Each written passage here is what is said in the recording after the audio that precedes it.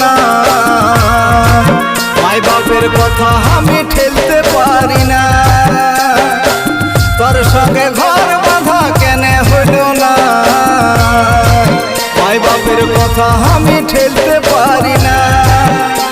ওরা কিরা কাছে দিব্যি দিল দুখাইলো আমাকে, তোকে বিয়া করলে হারাবো বাপ মাকে।